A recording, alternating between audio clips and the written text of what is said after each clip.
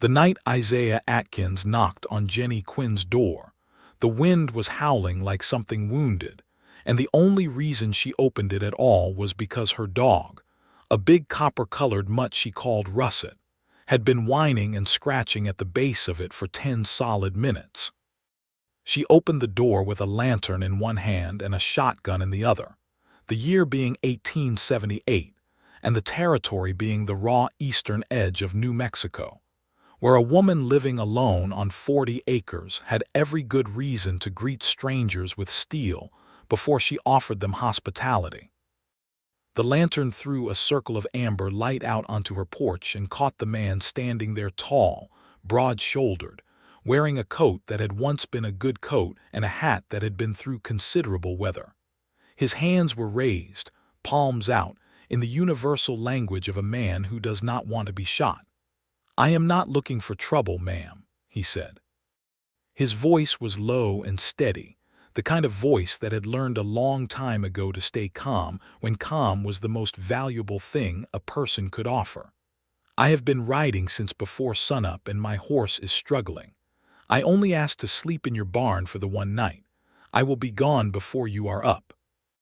Jennie studied him the way a woman learns to study strangers, looking not at his face first but at his hands, his belt, the set of his shoulders. His hands were empty. The gun at his hip was holstered and the leather strap was not unbuttoned. He looked exhausted in the deep way that a man gets when he has been tired for so long he can no longer quite remember what it felt like to be rested.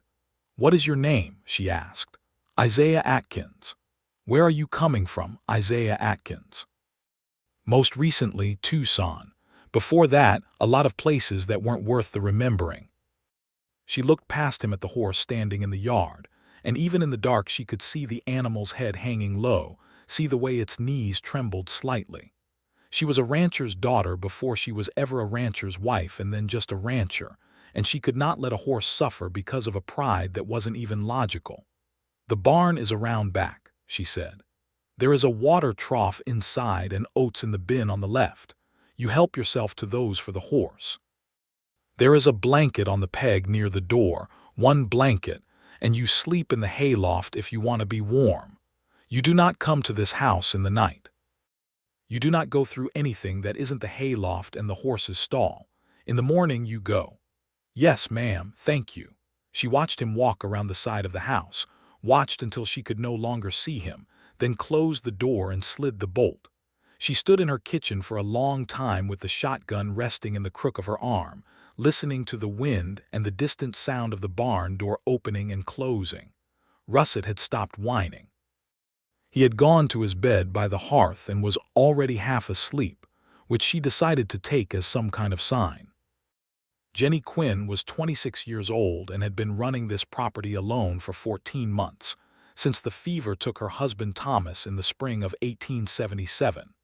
Thomas Quinn had been a good man and a decent rancher, but he had not been a particularly skilled builder or repairman, and the 40 acres he left behind him showed it. The barn had a gap in the east wall where 3 boards had rotted and come loose. The fence along the north pasture had been listing at a dangerous angle for 2 years. The windmill that pulled water up from the well had been squeaking badly for a month, and she was fairly certain something in its mechanism was about to give out entirely. The house itself needed rechinking along the north wall where the wind came through in winter like the whole prairie was personally offended by the idea of warmth. She had been managing because she was the kind of woman who managed. She kept 3 horses, a small beef herd of about 30 head, a good number of chickens, and a kitchen garden. She sold eggs and the occasional steer to the town of Calice Springs, 6 miles to the west, and she got by. She did not get ahead, but she got by, and she told herself that was enough. She went to bed that night thinking she would hear him leave in the early hours, the sound of a horse moving off into the dark. But the morning came gray and cold, and when she looked out from her back door, the barn door was still shut and his horse was visible through the fence of the corral, a dark bay mare with 3 white stockings, standing much steadier than she had been the night before. She frowned. She pulled on her coat and walked to the barn. He was already up. He was crouching at the base of the east wall, one of the loose boards in his hand, turning it over and looking at the rotted end with the focused expression of a man deciding what needed to be done. He looked up when she pushed the barn door open, and there was no guilt in his expression, just the same steadiness as the night before. "I said you would be gone before I was up," she said. "You are right. I apologize for that." He set the board down and stood. In the daylight she could see him more clearly. He was perhaps 30, maybe a year or two more, with dark brown skin and dark eyes and a face that had been weathered by sun and wind into something that was serious but not hard. There was a quality of patience about him, like a man who had learned to wait. "Rosa, my mare, she was not ready to travel. Her left rear shoe is loose and she pulled up lame this morning. I did not want to ride her on a bad shoe." "There is a farrier in Calla Springs," Jennie said. "Miles Dodd. He comes out to ranches." "I could ride her slowly in and get it seen to," Isaiah said. "But I wanted to ask if I could fix this wall first before I go. It seems like a simple repair and you have spare lumber stacked out behind the barn." She blinked at him. "You want to fix my barn wall? 3 boards, maybe 4. The rot only goes so far. I was a carpenter's apprentice when I was young. I know the work." He paused. "I ate some of your oats last night, ma'am, the horse's oats. I found an apple too in the feed bin. I would like to earn those." She looked at the gap in the wall. She looked at him. "You can fix it," she said slowly. "Then you go to Calla Springs and get your horse shod." "Yes, ma'am." She went back to the house and made breakfast and tried not to think about the sound of him working, the clean, rhythmic knock of a hammer driving nails, which was the most orderly thing she had heard on this property in a long time. He was done with the wall in 2 hours. She heard him knock on the back door, and when she opened it, he was standing with his hat in his hand and the hammer held out toward her. "Done," he said. "I put 4 boards. Used the lumber from behind the barn, the dry pieces. It will hold well." She went to look. She stood in the barn and looked at the repaired wall and felt something complicated move through her chest, something that had nothing to do with the man and everything to do with the fact that it was the first thing on this property that had been properly fixed in over a year and a half. "Thank you," she said. Her voice was a little rough, and she turned away before he could see anything in her expression. "The fence along your north line is in bad shape too," he said. "I noticed it coming in last night." "I know it is. And your windmill, I know about the windmill." There was a silence. She turned back and found him watching her with a careful expression, not pushing, just present.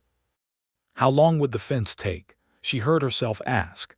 "If you have the post stock, a full day, maybe 2. Your line looks to be about a 1/4 mile of problem." "I have post stock," she said. It was true. Thomas had bought a load of posts the autumn before he got sick, and they were stacked in the equipment shed, and she had been intending to get to the fence since the spring, and it was now the beginning of October. "I will go get Rosa shod," Isaiah said, "and if you are willing, I will come back and start on the fence. I would ask a meal and the use of the barn in return." She told herself later that she agreed because the fence needed doing, and she was behind and winter was coming. She told herself it was purely practical, and it was mostly, but she also knew in the honest part of herself that she did not often visit, that the quiet of this property after Thomas died had gotten so heavy it had started to feel like something physical pressing on her chest, and the sound of that hammer that morning had made the weight lift just slightly. "Come back before dark," she said. "Supper is at 6. He was back at 3 in the afternoon. He tied Rosa to the corral post, took off his coat, and went a look at the fence. She watched him from the kitchen window for a little while, watched the way he walked the line first, touching each post, testing each one, before he went to get the tools from the shed. He worked with the economy of someone who knew exactly what they were doing and did not need to think about it, which made it look easy even though she knew from experience it was not. He came in for supper at 6 exactly, which she appreciated. He knocked at the back door, waited to be invited in, and he took off his hat and washed his hands at the pump on the porch before he came to the table. Russet sniffed his boots and then decided he was acceptable and went and lay under the table near his feet, which was something the dog almost never did with strangers. She had made a beef stew because she had the meat from a steer she had butchered the week before, and she had her good bread and there was coffee. It was ordinary food, and she was slightly self-conscious about it until he sat down and ate with the careful, genuine attention of a man who had been hungry for a long time and was grateful for warmth on his tongue. "This is very good," he said, and he meant it. "It is ordinary," she said. "There is nothing ordinary about a good meal when you have been eating trail food for 6 weeks," he said, and she found herself almost smiling. "Where were you going?" she asked. "When you stopped here, where was the end of the road?" He was quiet for a moment, looking at his bowl. "I am not sure there was an end," he said. "I have been moving for a while. Before Tucson, I was in Colorado. Before that, Kansas. I have been working wherever work was." "What kind of work?" "Whatever was needed. Cattle driving, some carpentry, some general labor. I am not particular." She looked at him across the table. "Where are you from originally?" "Tennessee," he said. "A town outside Nashville." He paused, and there was something behind his eyes that she did not press on. "I left when I was 22. I have been west ever since." She was 30, she thought, and the way he said it, the age, matched something in his face, but she did not ask more. A man on the drift had reasons for drifting, and it was not her place. "You can use the barn," she said, "as long as you are working on the fence." "Thank you, Mrs. Quinn." "Jennie," she said, and was mildly surprised at herself. He looked up, and there was something brief and warm in his expression. "Jennie," he said, "the fence took 2 days." He worked from first light until the light failed, stopping only when she called him in for the midday meal and again at supper. He was quiet company, not the kind of man who felt the need to fill silence with noise, but when he spoke it was direct and sensible and occasionally, unexpectedly, funny. She found herself laughing once at something he said about a mule he had worked with in Colorado, and the laughter caught her by surprise, came up out of her before she had time to be careful about it, and she saw him register it with quiet satisfaction. On the morning of the 3rd day, with the fence done and solid, she expected him to saddle Rosa and ride for Cala Springs and the road west. Instead, she came out to find him standing at the base of the windmill, looking up at it with one hand shading his eyes. "It is the gearwork," he said when he heard her approach. "I can hear the metal is binding. If it is not fixed before the first hard freeze, the whole mechanism will seize and you will be hauling water by hand through the winter." "I know," she said. "I could fix it, but I would need a part, a small iron gear. You could get that from the blacksmith in town." She stood there with her coffee cup in both hands and looked up at the windmill and then at him. "You are making yourself useful, Isaiah Atkins." "Yes, ma'am," he said, and the corner of his mouth moved in a way that was almost a smile. "Go get the part," she said. "I will pay for it." He rode into Cala Springs and was back by midday with the part wrapped in cloth in his saddlebag, and 3 nails she had also mentioned needing. He climbed the windmill that afternoon with a focus that she found herself watching from the yard, shading her eyes the way he had, watching his hands move over the mechanism with a sureness that was almost beautiful. When he came down and worked the hand pump and water came up smooth and quiet for the first time in weeks, she felt something loosen in her chest that she had not known was tight. "Thank you," she said. "There is the house chinking," he said, looking at the north wall. She laughed again, not the surprised laugh, but a real one, a warm one. "I know about the house chinking. Cold weather is coming, probably 3 weeks, maybe less." "Are you planning to stay until all of it is done?" she asked, and she kept her voice light and slightly challenging, but under it there was something that was not quite a challenge. He met her eyes. "If you will have me." She thought about it for a moment that was longer than it needed to be. "Meals and the barn," she said. "That is more than fair."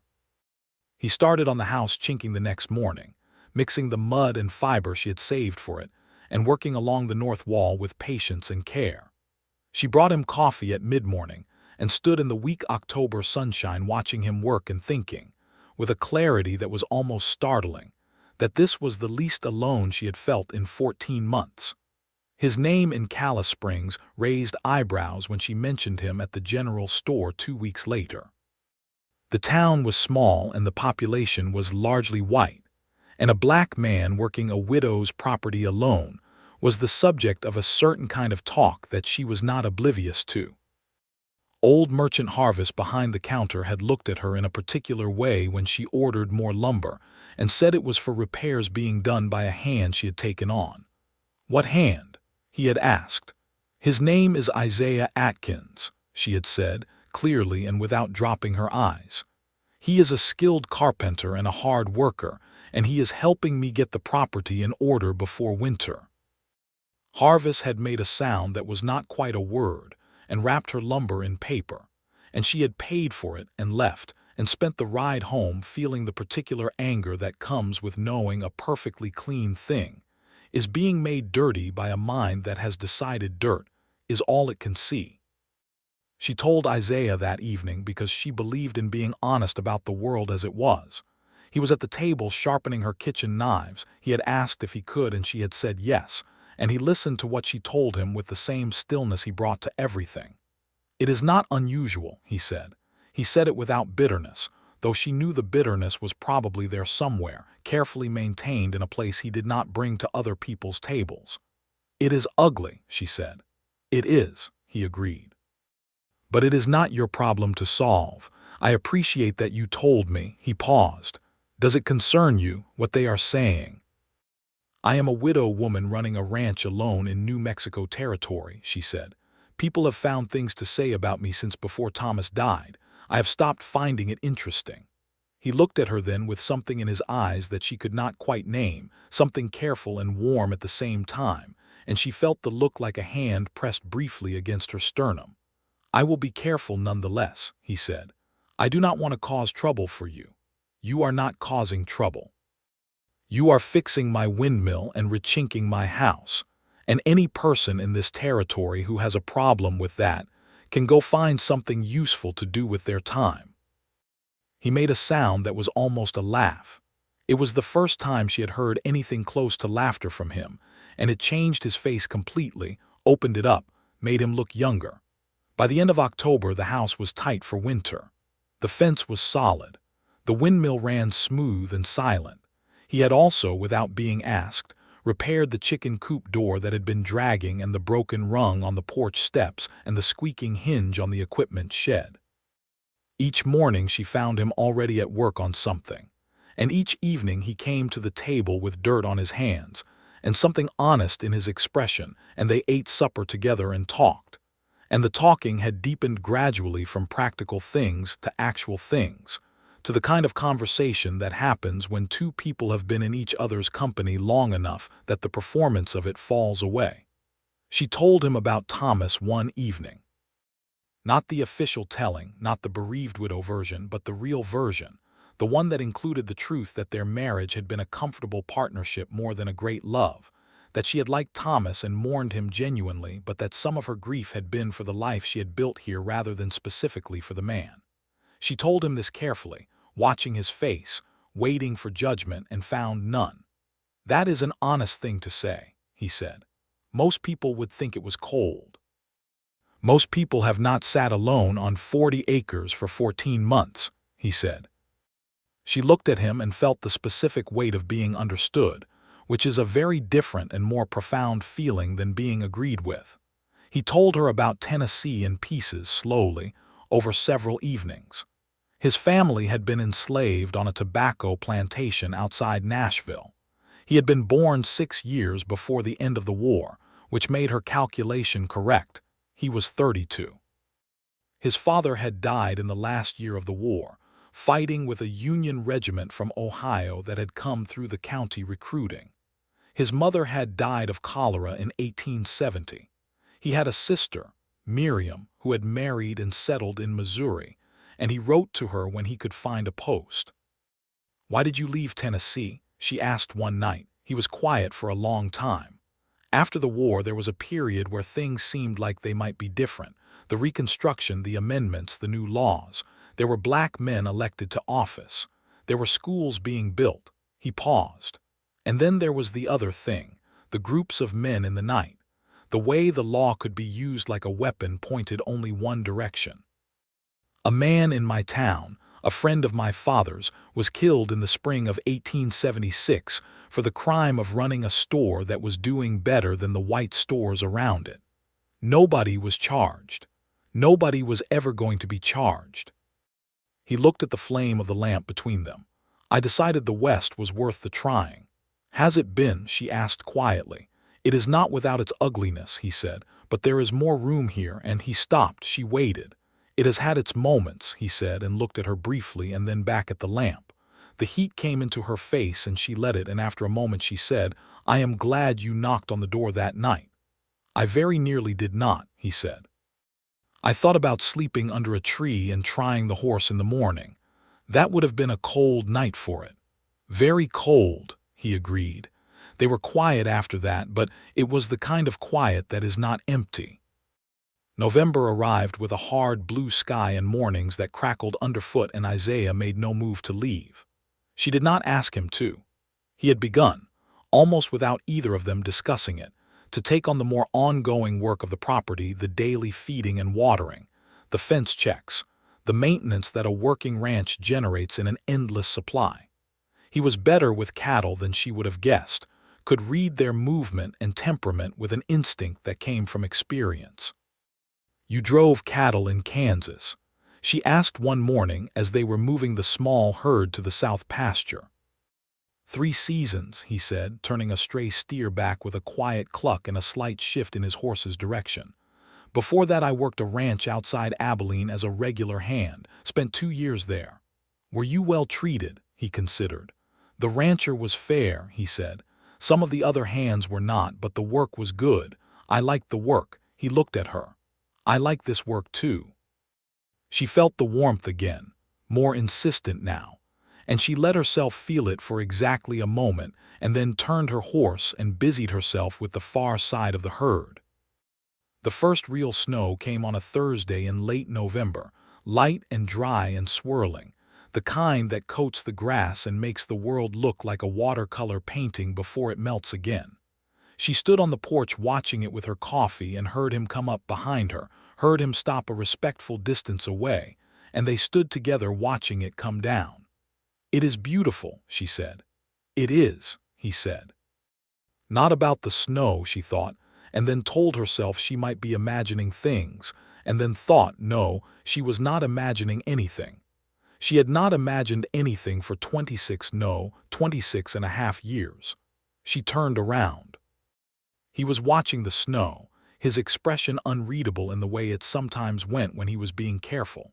She looked at his profile in the gray morning light and felt the full weight of what had been building over these 7 weeks, the dailiness of it, the accumulation of small moments that had added up to something that was not small at all. Isaiah, she said. He turned and looked at her, and whatever was in her expression, he saw it. She could see him see it by the way his careful expression changed, the way something opened in it. Jennie, he said very quietly. I think you should know something, she said. Should I? He said. It was not quite a question. I find myself glad every morning when I see you already up and working, she said, and glad at supper.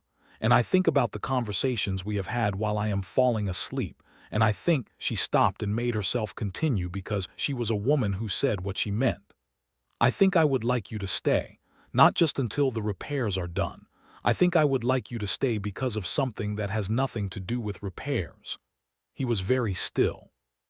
She could see him thinking, could see him weighing something. Jennie, he said, I am a man without a permanent place, without land or money or much by way of prospects, and there are he paused. People here have already started talking. I do not want you to suffer for I told you before, she said. I have stopped finding what people say interesting. The world is not, I know what the world is, she said. I live in it too, she looked at him steadily. I am asking you what you want, not what the world allows or what people will say or what is practical. What do you want? A very long pause, then with something breaking open in his voice. I want to stay.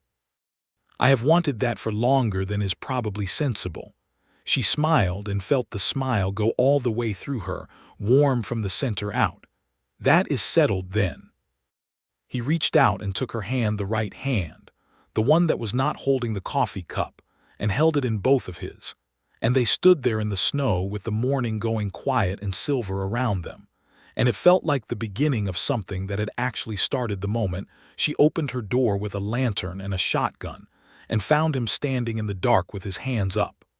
The days that followed had a different quality. He still worked. The work did not stop. There was always more to be done, but there was a warmth now between them that was no longer carefully contained. He would come in for the midday meal and find her at the stove and stand close enough that she could feel his warmth. Not touching, just close. A new grammar of proximity that they were both learning. She found reasons to be outside when he was working, not to help necessarily but to be in the same space, and he began to leave small things for her. A handful of winter berries he had found along the fence line, a blue feather from some bird he had startled in the south pasture, a piece of smooth river stone she had admired in passing. She kept them all on the windowsill above the kitchen sink. He kissed her for the first time in early December, one evening after supper when they were standing on the porch watching the stars come out. The western sky being one of the great gifts of that country. The way it opened up above you at night as if the dome of it had been raised specifically to let you see the full scope of what was possible. She had said something about the brightest star and he had turned to look at it and then turned to look at her and the distance between them was small and getting smaller, and then it was not there at all. It was a gentle kiss, careful, a question more than a statement. She answered it by putting her hand on his face, and after a moment he made a soft sound against her mouth and kissed her again with considerably less tentativeness, and the cold air around them was irrelevant. "I have been thinking about doing that since approximately the second supper," he said, when they separated. "Only the second." "I had you figured for the first," she said, and he laughed, the real laugh this time, the one that changed his whole face, and she decided it was the best sound she had ever heard in her life. There were, of course, practical complications. The most pressing of these arrived in the form of her nearest neighbor, Ed Carver, who ranched the property to the north, and who came by one afternoon in mid-December with a face like a gathering storm. He was in his 50s, a tough and angular man who had been friendly enough with Thomas, but had always treated Jennie with the particular condescension that some men reserved for women they felt were not quite managing. He pulled up in his buckboard and found Isaiah splitting wood in the yard, and the look he directed at Isaiah was not ambiguous. Jennie came out of the house before either of them could speak. "Ed," she said, "what can I do for you?" "I heard you took on a hand," he said, still looking at Isaiah. "I did. Isaiah Atkins. He has been doing the repairs I've been behind on since Thomas died." She kept her voice easy and even. Carver climbed down from the buckboard slowly. "There has been some talk in town," he said. "I am sure there has," she said. "There is always talk in town. Jennie." He lowered his voice in a way that was meant to be significant. "People are saying things about you and this." He stopped. "About you and him. About the propriety of the arrangement." "The propriety of the arrangement," she said, "is my business and Isaiah's business and no one else's. You are a widow woman, I am aware of that. And your reputation." "My reputation, Ed," she said, "is that I have run this ranch alone for over a year without help and have kept my livestock alive and my accounts paid and my fences standing. And if people in town have run out of useful things to say about that and moved on to gossip, then they have more time than they know what to do with." She looked at him directly. "Isaiah is a skilled and honest man, and he is welcome on my property. That is all there is to say about it." Carver looked at her for a long moment, then looked at Isaiah, who had been standing quietly through this entire exchange without expression. Then he looked back at Jennie, and to his credit, and she gave him that credit later, privately something in his manner settled. "Thomas Quinn was a good man," he said finally. "He was," she agreed. "I am just," Carver sighed, a long, rough sound. "I am just saying people talk. And I am just saying I am not particularly interested in managing other people's mouths," she said. "But I appreciate that you came to say it to my face." He nodded, a short, uncomfortable nod, and climbed back into his buckboard. He looked at Isaiah one more time as he took up the reins. "You do good work," he said. "Yes, sir," Isaiah said. Another nod. Then Carver clicked the horse forward and drove off down the track, and Jennie let out a long breath. "Are you all right?" Isaiah asked. "I am fine," she said. She looked at him. "Are you all right?" He considered. "I have had worse conversations," he said. That was almost a compliment. Almost. He picked up the axe again. "Thank you for what you said." "I meant every word of it," she said, and went back inside. December deepened into real cold, and the work shifted accordingly, more indoor repair and preparation, more time spent in the closer quarters of the house, which meant more time together in the easy domesticity of winter. She taught him how she liked her bread made, the specific technique with the crust, and he tried it and got it almost right on the first attempt and almost exactly right on the second. He told her about a book he had read twice all the way through, a history of ancient Rome that a schoolteacher in Kansas had given him, and she listened with genuine interest and asked questions that made him talk for an hour straight, his face alive with the pleasure of it, his hands moving to illustrate something she could see he had thought about for years. She had a Bible on the shelf and a few novels and a collection of poetry that had been her mother's, and on the evenings when the wind was up and the cold was serious they sat by the fire, and sometimes she read aloud. She had a good reading voice. Her father had insisted on it, and she read him a poem one night by Walt Whitman that she had always loved, about containing multitudes, about being large enough to hold contradictions. And when she looked up from the page, his expression was of someone who has just been told something true about themselves by a stranger. "My mother used to say something like that," he said quietly. "That a person has to be big enough to hold what the world puts in them without breaking. She sounds wise." "She was," he said. He was looking at the fire. "She would have liked you." The words landed softly but with weight, and she felt them in the specific place that words like that go. On Christmas Day she cooked the best meal she could manage, a roasted chicken with her preserved vegetables, and the dried apple pie she had been planning since October. And she put Thomas's good tablecloth on, and they sat at the table in the afternoon light, and it felt, for the first time since Thomas's death, like something that could be called a celebration. She had gotten him something in Calla Springs, a pair of good work gloves, lined with fleece, the kind a man who worked outdoors through a New Mexico winter needed badly. She had wrapped them in cloth and put them on the table by his place setting.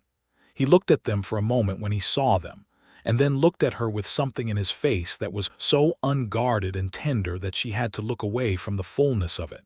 He had gotten her something too. He produced it from his coat pocket, a small figure carved from a piece of dark wood, a horse in full gallop, no bigger than her fist, with the grain of the wood flowing perfectly along its mane and legs.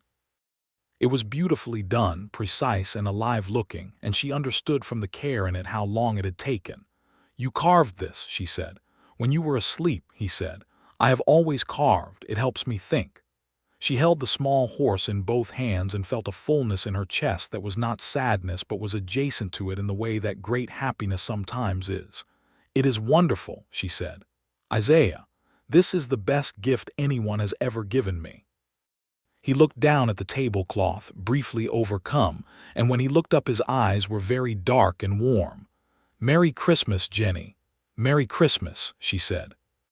The new year 1879 came in with a blizzard that kept them inside for 3 days, the snow piling against the house in drifts that reached the window ledges, the world outside reduced to a white roaring nothing. They checked the livestock twice a day, fighting through the snow together, and came back to the house with frozen hands and wet boots, and the animal satisfaction of having managed hard conditions capably. On the second day of the blizzard, storm-held and close, they had the first real argument. It was about something logistical.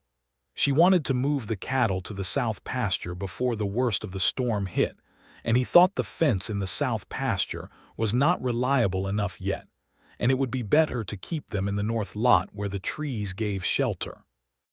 They both had good reasons, and they both said them, and the conversation sharpened into something that was real and testy, and she said something with more edge than she meant, and he went very quiet in the way he did when he was genuinely annoyed, and they stood in the kitchen with the storm howling outside and the space between them brittle. She turned away first and stood at the window looking at the white nothing. She heard him behind her, heard him let out a slow breath. "I am sorry," he said. "I was sharp." "I was sharper," she said. "I should not have dismissed your reasoning, and I should not have said it like you were being foolish." She turned around. "You were not being foolish. You know that fence better than I do. You built half of it. And you know this herd better than I do," he said. "You have run them for years." He paused. "I think you might be right about the south pasture." She almost smiled. "I think you might be right about the north lot." They looked at each other in the gray blizzard light, and something settled, something about the honesty of it, the fact that they could have this and not shatter.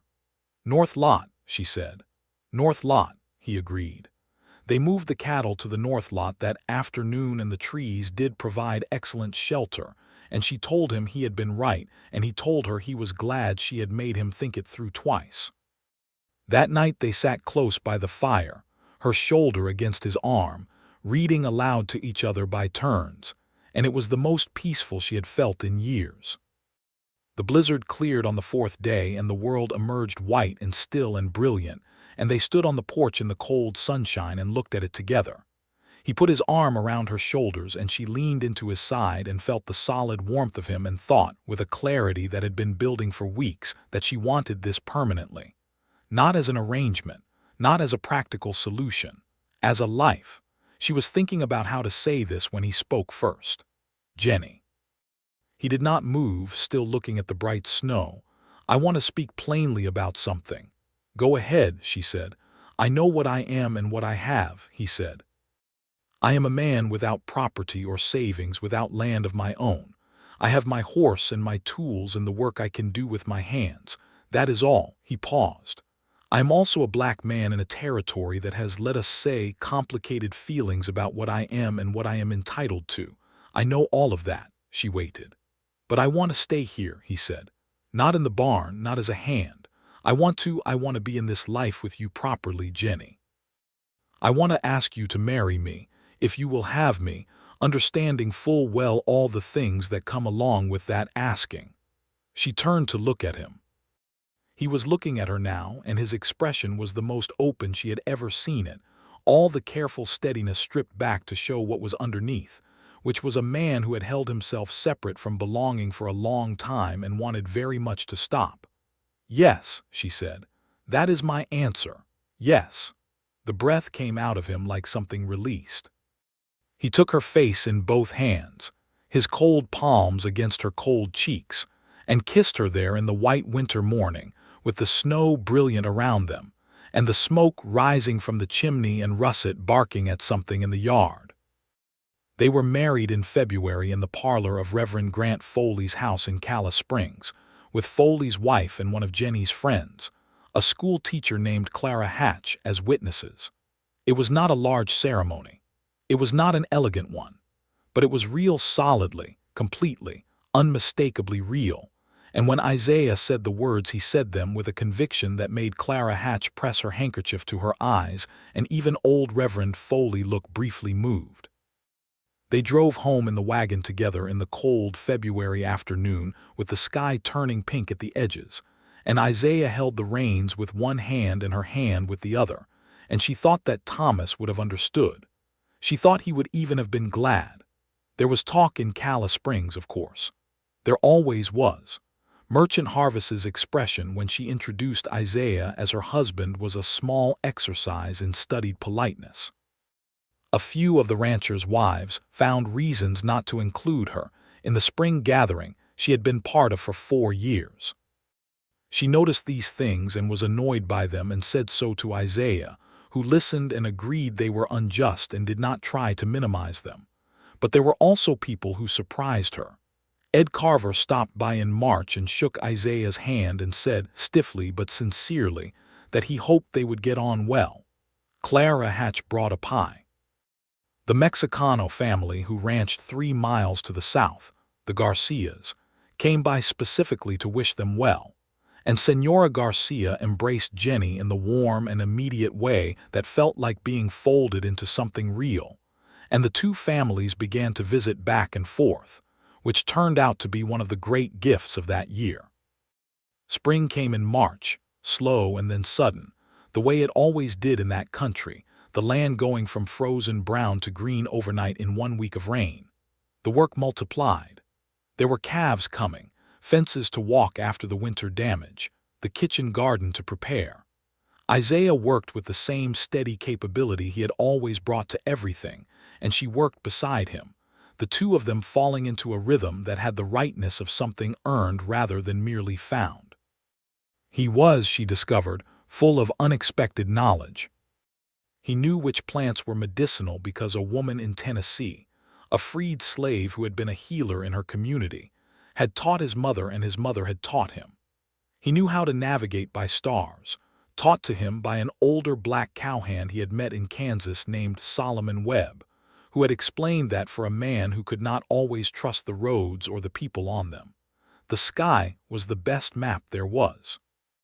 He knew 3 songs in Spanish, learned from the vaqueros on the cattle drives, and he sang them sometimes in the evenings in a low voice that was not a trained voice but a real one, and she loved it. She discovered in April that she was pregnant. She told him on a Sunday morning, sitting across from him at the breakfast table, and watched the news travel across his face surprise, and then something so profound and luminous that it made her eyes fill. And then he was around the table and she was standing and his arms were around her, and he held her for a long time without saying anything at all, which was the most articulate thing he could have done. "Are you scared?" he asked finally against her hair. "A little," she said honestly. "So am I," he said. "That seems right. The summer was warm and good, the herd was doing well." Isaiah had found a way to expand the kitchen garden along the east side of the house that she had not thought to try before, and the yield was remarkable, more than enough for their own winter stores, enough to sell some at the Cala Springs market in July. He built a second chair for the porch, a solid, handsome thing with a curved back, and they sat in those chairs in the evenings watching the light go off the land, her feet on the porch rail, her belly growing, and the ease between them had deepened into something that felt ancient and settled, like land that has been farmed long enough to give generously. He wrote to his sister Miriam in Missouri that spring and told her about Jenny and the marriage and the child coming, and Miriam wrote back in a letter that Jenny read over his shoulder.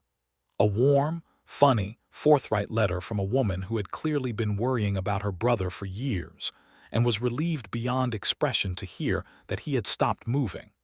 There was a line near the end of the letter that Jenny thought about for days afterward. "I always knew the right place would keep you still." I am glad it turned out to be a person. Isaiah wrote back that the person and the place were something like the same thing. Jenny read that too over his shoulder and felt the full weight of it press warmly against her heart.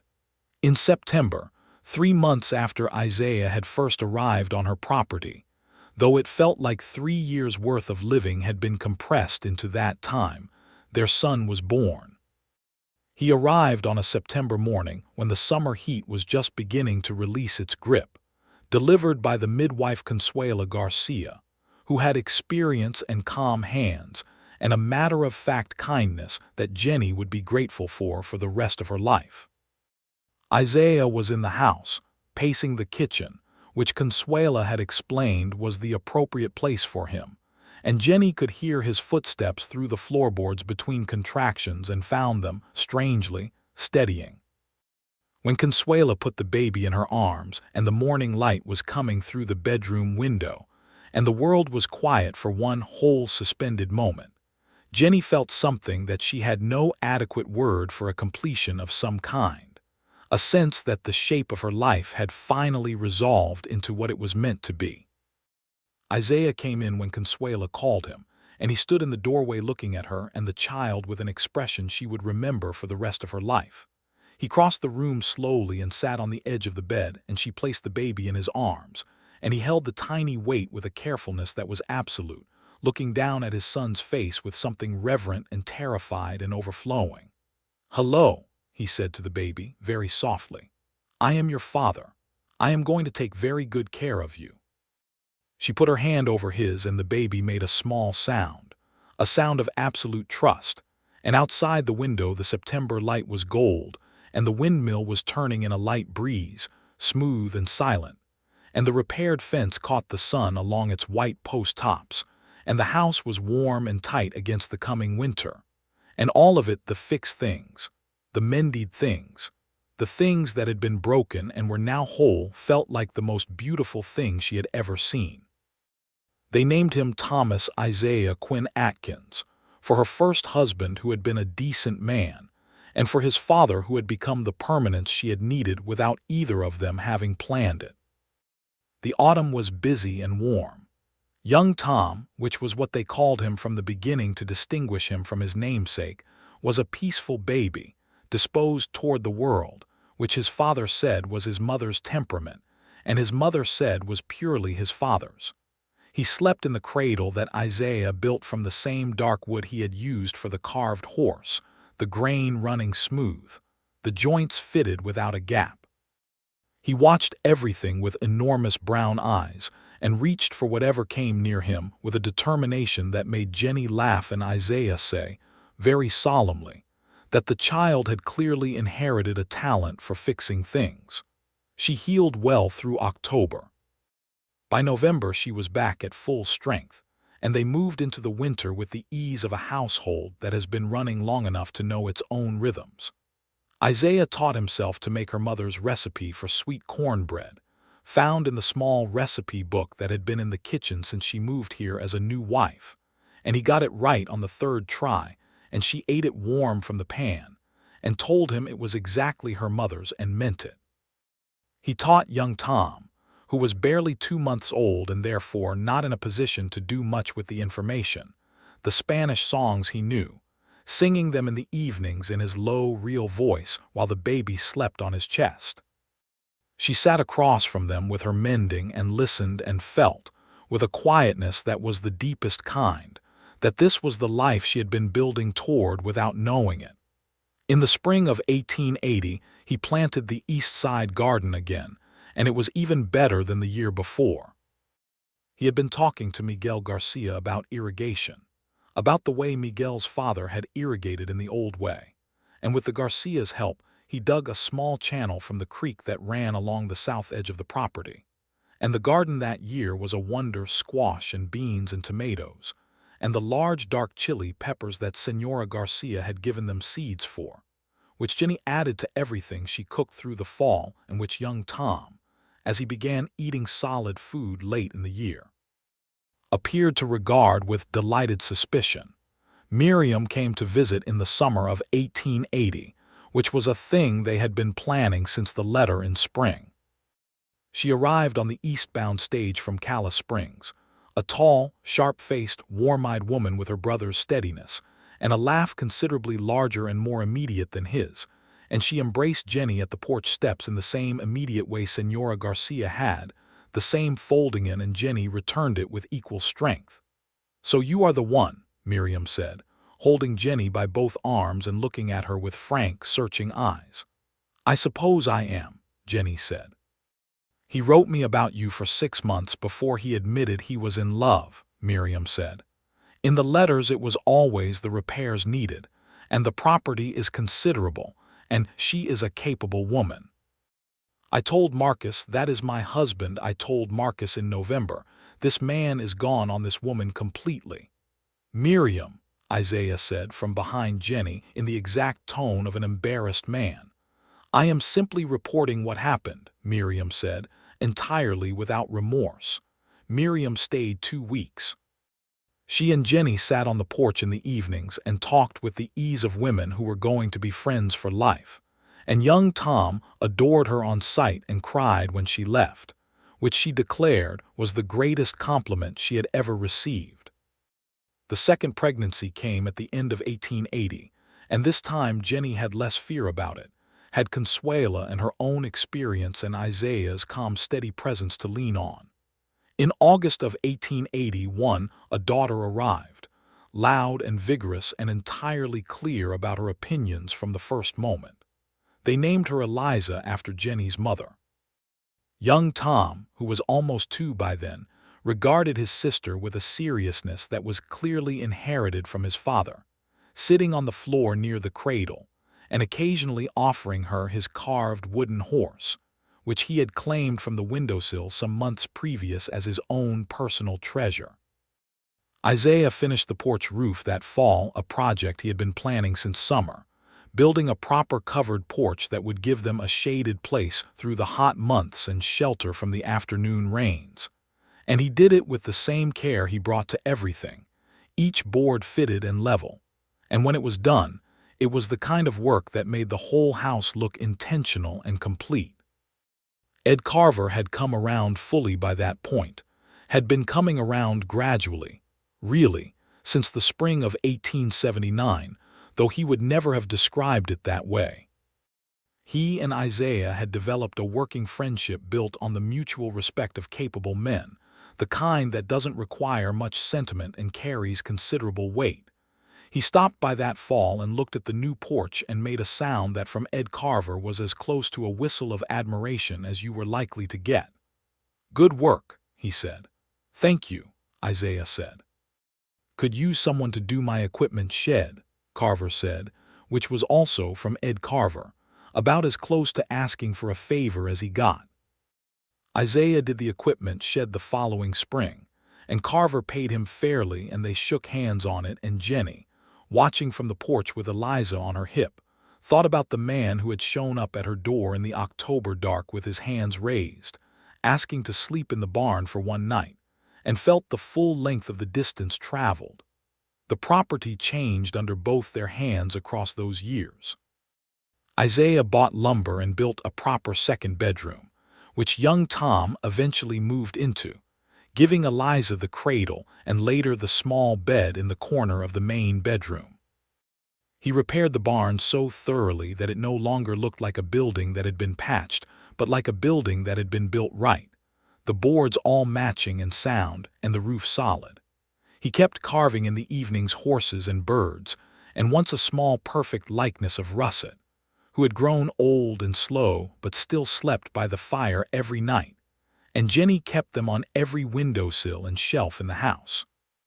She had not, she realized one evening in the autumn of 1882, been merely managing since he came. She had been flourishing. The property was in the best condition it had ever been. The herd had grown to nearly 50 head. The garden fed them through the winter with enough to spare for the market. They had money in the Calla Springs Bank, not a great deal but a real amount, the accumulation of careful seasons. They had friends, the Garcias, Clara Hatch, even in his gruff way, Ed Carver. They had each other. She said this to him that evening, sitting on the new covered porch with the children in bed and the night air coming in cool and sweet from the south. She said it plainly, in the way she had learned to say things to him, without ornament or hesitation. "I am glad you asked me to sleep in the barn," he said. She laughed. "I am glad you asked. I might not have offered." "I know," he said with a small smile. "You were very ready to shoot me. I was absolutely ready to shoot you. And yet," he looked at her in the lamplight from the window, and his expression was the one she had learned was the deepest version of him, not the careful one, not the practical one, but the one underneath all the others, the one that was entirely his and entirely for her. "I would have knocked on that door 100 times. I would have knocked on every door in New Mexico territory until I found you." "You did not know me," she said. "No," he agreed, "but I found you anyway." He reached over and took her hand, turning it in his, something he had done since the beginning, a way of holding on. "That seems right." The night was quiet around them, the particular quiet of land that has been worked well and rests easy. The windmill turned in a light breeze, making no sound at all, smooth in every part. The fence lines were solid and the barn was tight and the house was warm. Everything that had been broken was fixed, and some things that had never existed had been built from nothing. And the woman who had opened her door with a shotgun and a lantern in the October dark, was sitting on her porch in the easy warmth of her own life with her husband's hand in hers, and the sound of her children breathing somewhere in the house behind her, and the stars coming out above the prairie one by one, each one a small, reliable light in a world that was large and serious but also here. In this tonight immeasurably good, she squeezed his hand, he squeezed back. They sat there until the stars were fully out and the night was cold enough that the lamp through the window looked golden, and the house looked like something that had always been there and would always be there, a fixed point in the turning world. And then she said it was time to go in, and they went in together, and the door closed behind them, and the windmill kept turning in the dark, smooth and sound, keeping nothing broken anymore. The winter of 1882 into 1883 was one of the coldest the territory had seen in years, the kind that tests everything man and beast and building and heart. Isaiah had stocked wood enough and feed enough because he always prepared a full season ahead, having learned from his first New Mexico winter that the country did not reward optimism that was not backed by preparation. The house held warm and tight. The animals came through the worst weeks with only minor losses. Young Tom, who was 3 and knew his own mind about things, decided that the snow was the best phenomenon he had ever encountered, and had to be retrieved from the yard periodically throughout the season by his father, who brought him in with a mixture of exasperation and barely concealed amusement that Jennie found entirely delightful. Eliza, approaching 18 months and just discovering the utility of walking, was less enthusiastic about the snow and made her opinion known with clarity. She was a child of strong opinions delivered at high volume, the complete opposite of her father's quiet, and rather like Jennie's mother had been, according to the family stories Jennie had grown up on. In February of that winter, a letter came from Nashville, the first Isaiah had received in 2 years from anyone in that direction. It was from an old friend of his father's, a man named Absalom Crew, who wrote to tell him that the property in Tennessee where his family had lived after the war, a small house and a half-acre plot that his mother had owned outright, bought with wages saved across 4 years of work, had been cleared and sold in what Absalom Crew described with careful, controlled language as an arrangement that was not legal but was not surprising in the current state of things. Isaiah read the letter at the kitchen table while Jennie was at the stove, and when she turned around his face was closed in a way she had not seen in a long time. The careful, expressionless look that she knew now was what he looked like when he was absorbing something that required it. She came and sat across from him, and he gave her the letter and she read it. "I am sorry," she said. "That was your mother's." "Yes," he said. "Is there anything to be done?"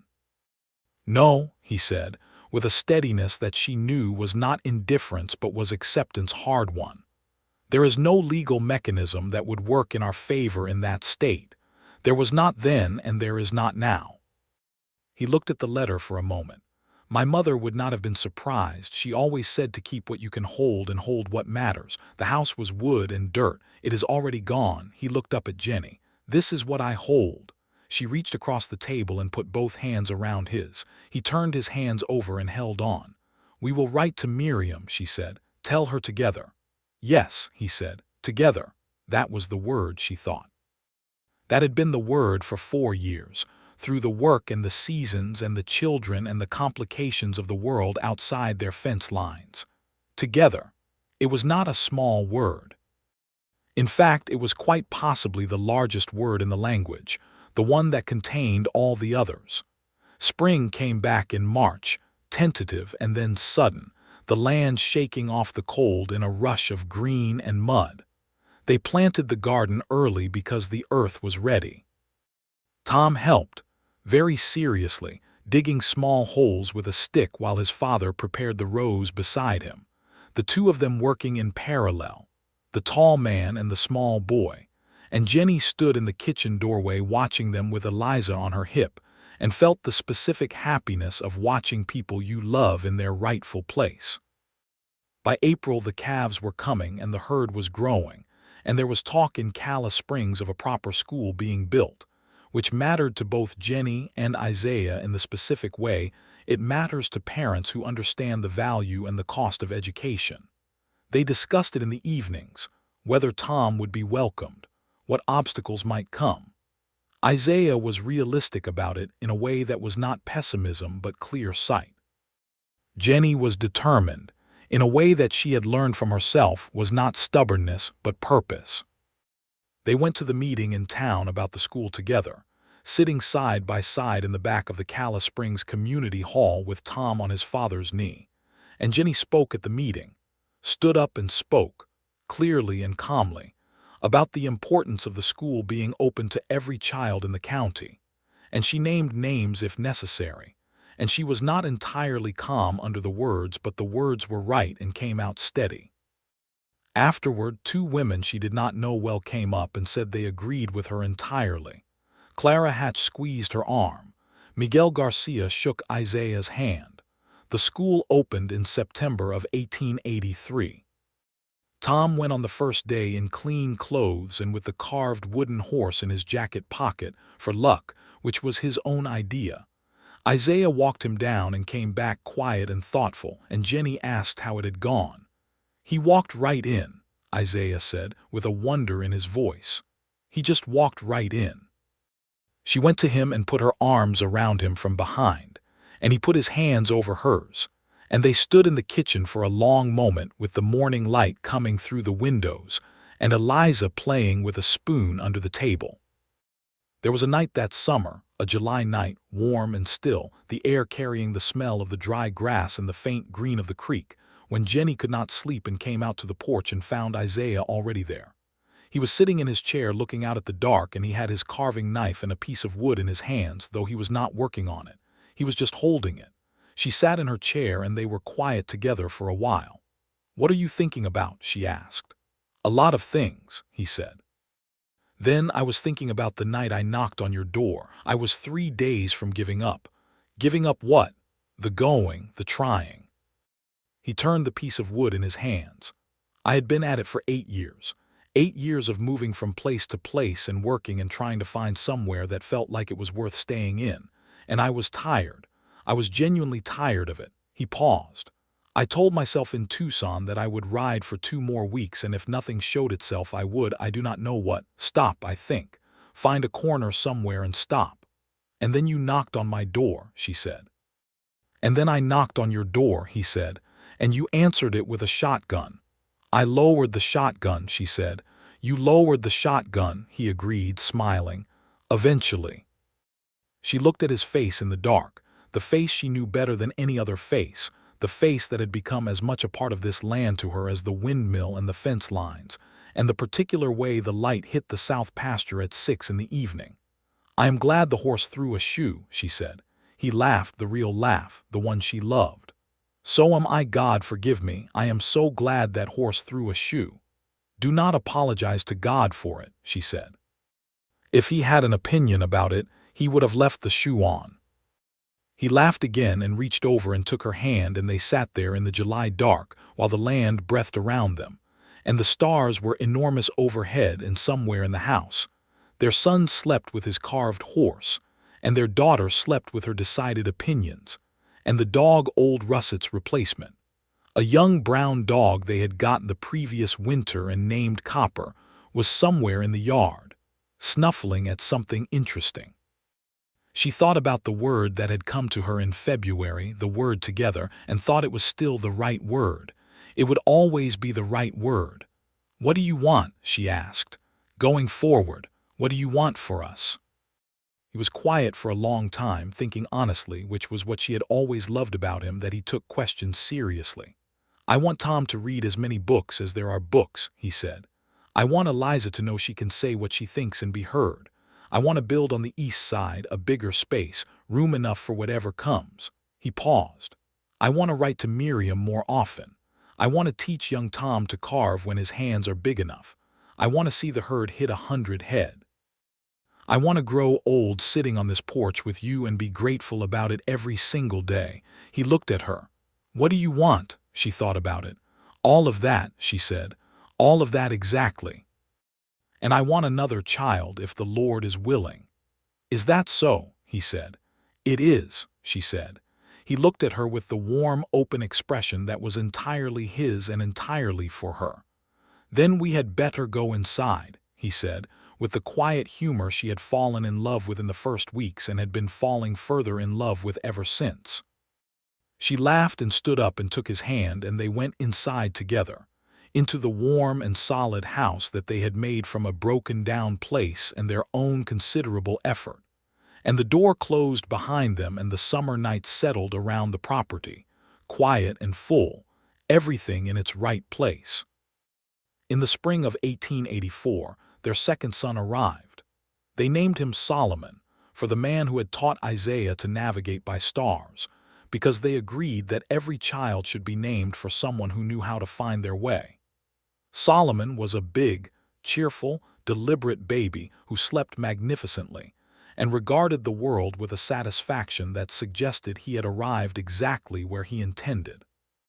Tom was 5 now, and treated his new brother with the proprietary care of a boy who has decided that being the oldest is a serious responsibility.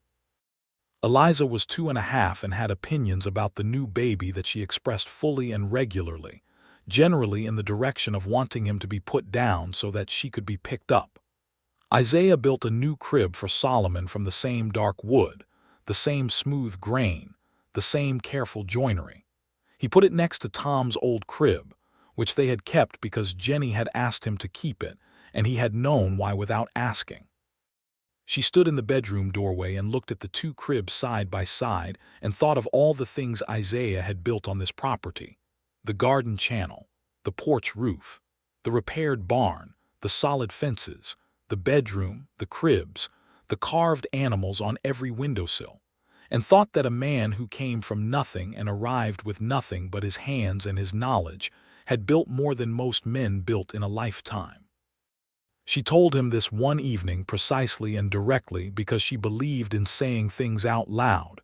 He was quiet for a moment. "I had the right place," he said, "and the right person."